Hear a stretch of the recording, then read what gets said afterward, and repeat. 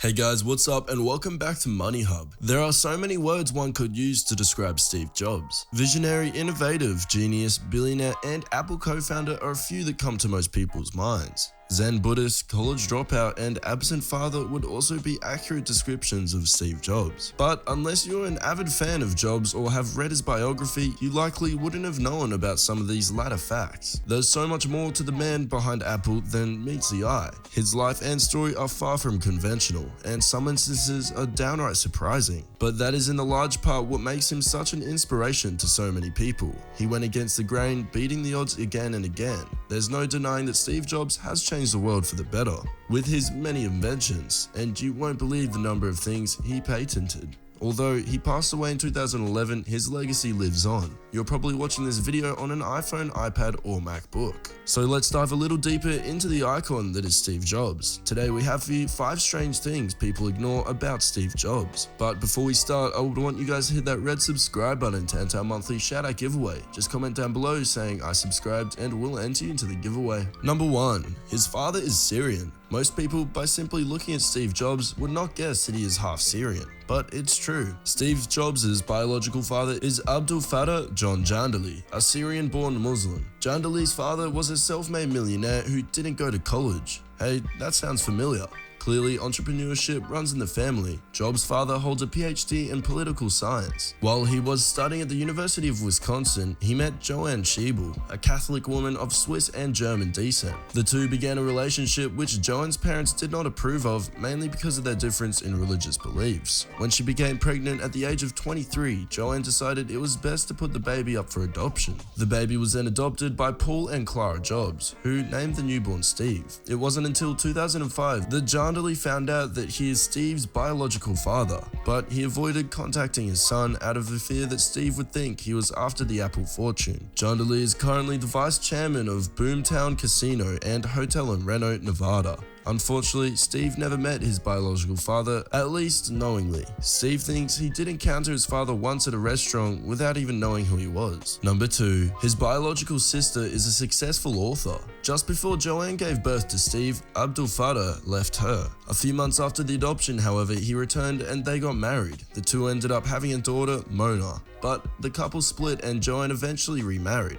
Mona, much like her brother, went on to become successful. However, her success came as a novelist. She even wrote a novel called The Lost Father, based on her real search for her father, Abdul Fattah. It is reported that the father and daughter currently have a strained relationship. Although Steve never met his biological father, he did meet his biological mother and sister. He met Mona when he was 27 years old and was apparently struck by the similarity of both their physical and mental traits. They maintained a relationship, and Jobs revealed, "We're family, she's one of my best friends in the world. I call her and talk to her every couple of days." Number 3. He was offered a job at HP when he was 12. What did you do when you were 12? Most likely, you watched cartoons, played tag with your friends, and read a few books here and there. That's what the average 12-year-old does. Steve Jobs was not an average 12-year-old though. Instead of doing what everyone else his age was doing, he was building a frequency counter. But he ran into a problem. He didn't have the parts. So what did he do? Naturally, he called up the then CEO of HP, Bill Hewlett, to ask him for extra parts. After speaking for 20 minutes, Hewlett offered Steve a summer job at HP,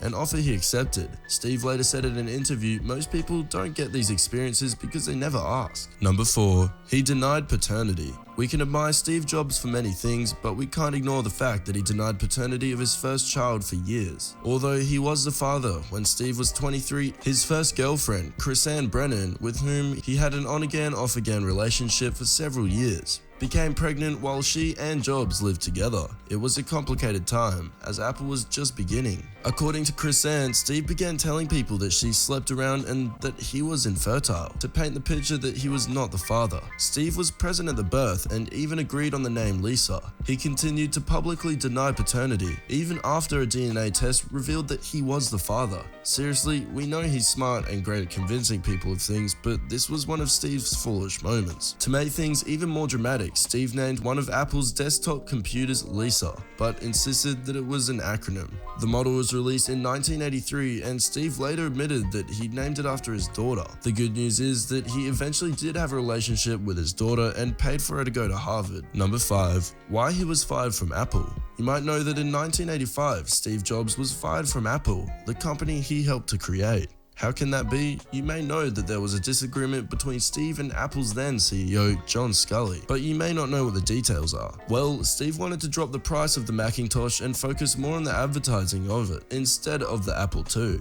At the time, Mac sales were not doing well, but Sculley blamed it on the software, not the price. Apple's board of directors sided with Sculley and Steve was let go from the company. Steve later said in a speech that he had felt like a failure at the time and wanted to run away from everything, but he didn't. Instead, he pursued other things and came to the realization that this event needed to happen in his life. Guys, this brings us to the end of our video. I hope you enjoyed it. Hit like if you did, and don't forget to subscribe to our channel so you don't miss any of our videos in the future. Also guys, please do check out one of the 2 videos you're seeing on screen right now. It really does help us out. Anyways, with that said, I'll see you in the next video.